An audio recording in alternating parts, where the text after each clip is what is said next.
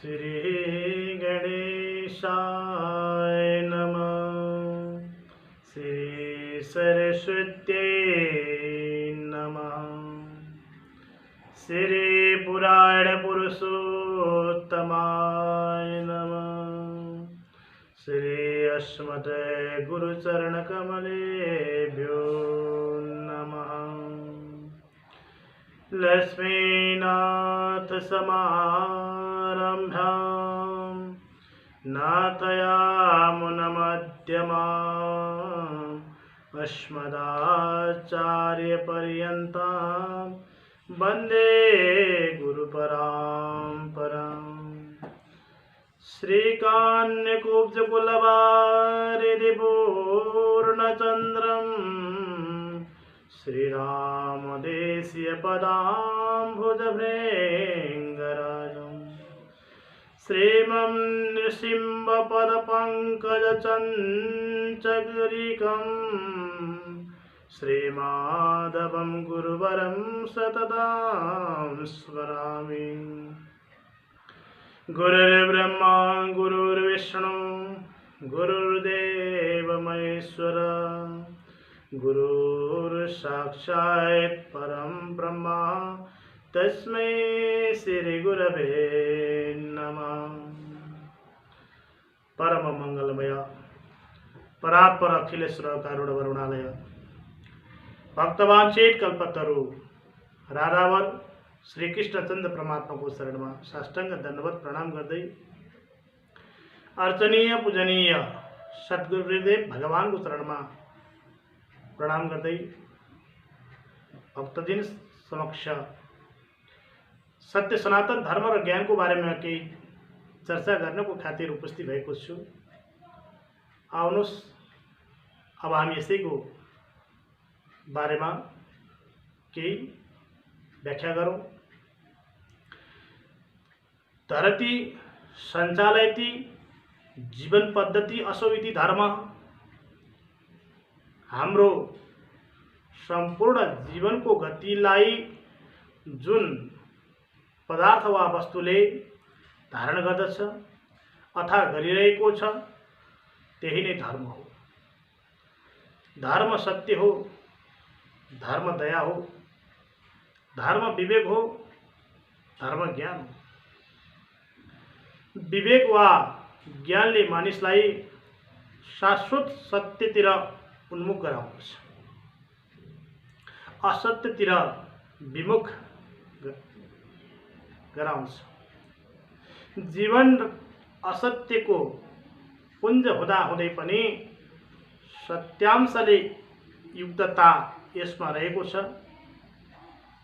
त्यसैले वेदमा भनिएको छ इदम अहम नृतात्म सत्यमुपैभि। म यो असत्य रूपी जीवनबाट सत्य रूपी परमात्मामा पुग्न सकूँ। उपैभि को अर्थ हुन्छ सत्यतामा परिणत हुन सकूँ, जीवन मुक्त हुन सकूँ, सांसारिक भवबन्धनबाट मुक्ति पाऊँ। सांसारिक भवबन्धन भनेको के हो भन्ने जुन प्रश्नहरू उब्जिन सक्छ, श्रोताहरूको मुखबाट आउन सक्छ र आउनु पनि पर्छ। वास्तवमा आजको युग भनेको वैज्ञानिक एवं कम्प्युटरको युग रहेको छ। त्यसैले संसार भनेको म, हामी, घर परिवार, रिस उठेको भाइ, प्राणभन्दा पनि प्यारी पत्नी, प्राणेश्वर श्रीमान, पुत्र पुत्री, व्यापार व्यवसाय पनि हो। त्यस्तै गरी झर्के विद्यार्थीदेखि लिएर कर्के अप्सरा पनि हो। अर्थात् यो जीव र ईश्वर बाहेकका साराका सारा भवबन्धन हुन्, डोरी हुन्। यी सबैले हामीलाई नै अल्झाउँछ। स्वतन्त्र भएर भगवानको चिन्तन गर्न दिँदैनन्। जबसम्म हामी स्वतन्त्र रूपमा भगवानको चिन्तन गर्दैनौं तबसम्म हामी पति सेवा, पत्नी, छोराछोरीको मायामा बाँधिरहन्छौँ, व्यवसायमा अल्झिरहन्छौँ, खेतीमा मग्न हुन्छौँ। त्यसै गरी पँधेरामा गएर गाग्री भरिसक्दा पनि हामी एक अर्काको कुरा काटिरहेका हुन्छौँ। हामीलाई ज्ञान हुँदैन कि हामीले ल्याएको जुन घैँटो गाग्री भरिसकेको छ त्यो कुरा थाहा नै पाउँदैन। भवबन्धन भनेको संसार हो। स्त्री, पुत्र, आमा, बुबा, व्यापार, बिजनेस रहेका छन्। बन्धन भनेको यिनै वस्तुबाट बाँध्ने र बाँधिने जो काम हो। यसैबाट छुटकारा नपाएसम्म मानिसहरू साधनारत हुन सक्दैन। साधना भनेको जीवलाई शिवमा जोड्ने माध्यम हो। त्यसैले हामी जीवको गति शिवमा निहित रहेको छ। जीवलाई शिवमा जोड्न धर्मको आवश्यकता पर्छ। सज्जनबिन, जसै गरी दुईवटा वस्तुलाई जोड्ने माध्यम सुलेसनहरू हुन सक्दछन्, त्यसै गरी हाम्रो यो अनित्य शरीरमा रहेको जीवात्मालाई परब्रह्म परमात्मा परमेश्वर शिवमा जोड्नको लागि धर्मको मलमको आवश्यकता पर्दछ। त्यसैले चेतना विशेष ज्ञान भएको मानव जीवनप्रति मात्र केही होइन, मानवोचित कर्म पालन गराउने माध्यम भनेकै धर्म हो। धर्म रहित मानवलाई मानव भन्न सकिन्न। तथ्यलाई पंक्तिहरूले पनि परिणत गरेको पाइन्छ, जसमध्ये भनिन्छ आहार निन्द्राहरू कसले गर्दैन, त्यति टाढा नजाउँ। धनाहानि भूमौ पशवश्च गोष्ठे भार्या रूपा सुता शमशाने देयसितायां परलोकमार्गे धर्मानुगच्छति जीवैकम्। आहार निन्द्रा भयमैथुनं च समानैतद् पशुभिः नराणां।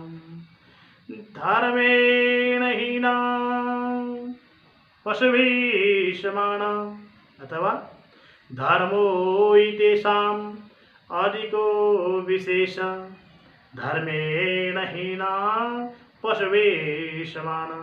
यी श्लोकहरूले, यी पंक्तिहरूले हामीलाई यस्तो प्रकारको ज्ञान वितरण गरिरहेको छ कि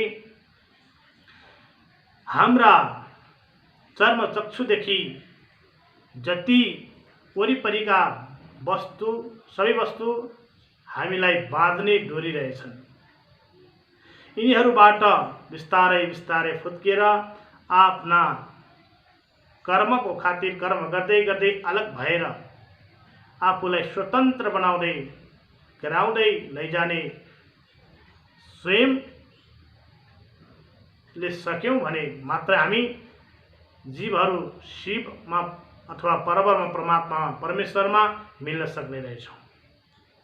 यही परमात्मा समको मिल्न नै जीवनको सार्थकता रहेछ। मिल्न नसकुन्जेलको जीवन भनेको सांसारिक जेल रहेछ। जेलबाट छुटकारा पाउनको लागि गरिने सत्य प्रयासहरू नै हाम्रा धार्मिक कार्यहरू रहेछन्। यही नै शास्त्रहरूको वचन रहेछ। पहिलो धार्मिक श्रृङ्खलामा हामीले हाम्रो जीवन पद्धति धर्मानुसार नै चल्नुपर्ने रहेछ र जीवलाई शिवमा सायुज्य प्राप्ति गराउनु नै जीवको उद्देश्य रहेछ भन्ने कुरा थाहा पायौं। यस श्रृङ्खलामा मानव जीवनको शाश्वत धर्म, मानव जीवनको जुन शाश्वत धर्म हो के कस्तो र सम्बन्ध छ भन्ने विषयमा चर्चा गर्नेछौँ। धर्म भनेको शाश्वत सत्य हो। यसमा शाश्वतबाट जब हामी वञ्चित हुन्छौँ तब अधार्मिक बन्दछौँ।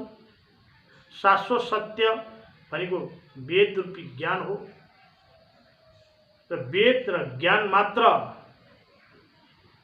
द्वारा छुटाउन सकिन्छ सत्य र असत्य के हो।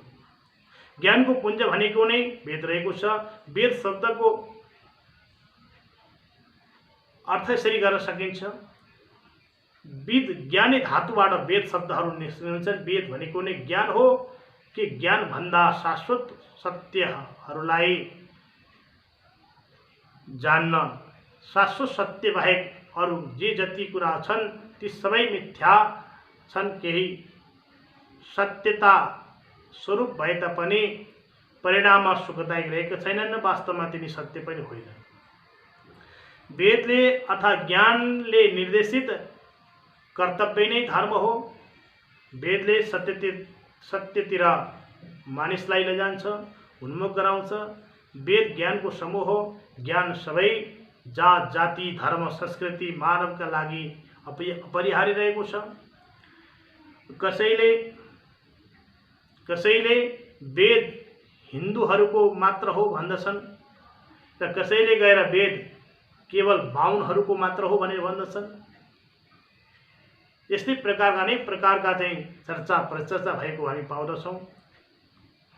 वास्तवमा न वेद हिन्दूहरूको मात्र हो, न वेद ब्राह्मणहरूको मात्र हो।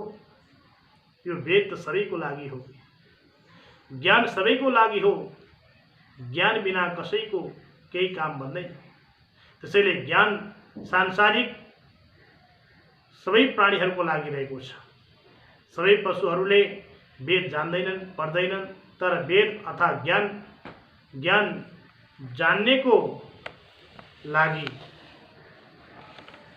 जुन पशु पंक्षीहरू माथि पनि वेद विहित अर्थात् ज्ञान निर्देशित कर्म गर्न जान्नुपर्दछ। सबै प्राणीमाथि दया राख्न सक्नुपर्दछ।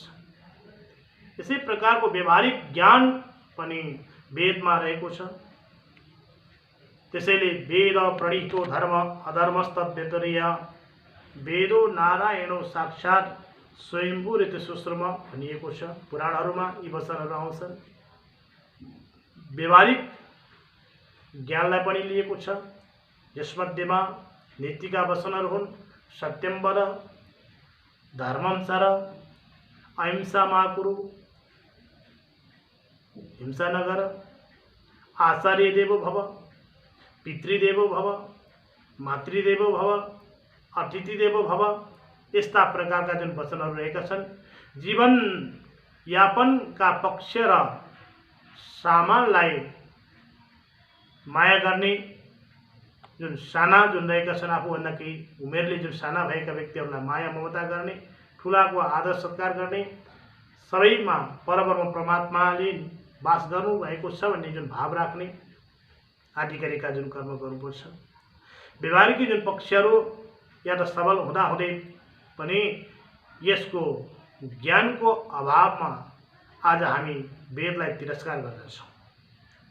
ज्ञानको अभावमा हामी आज वेदलाई अरू कसैको हो भनेर भन्दछौँ र ज्ञानलाई स्वीकार गर्दैनौँ।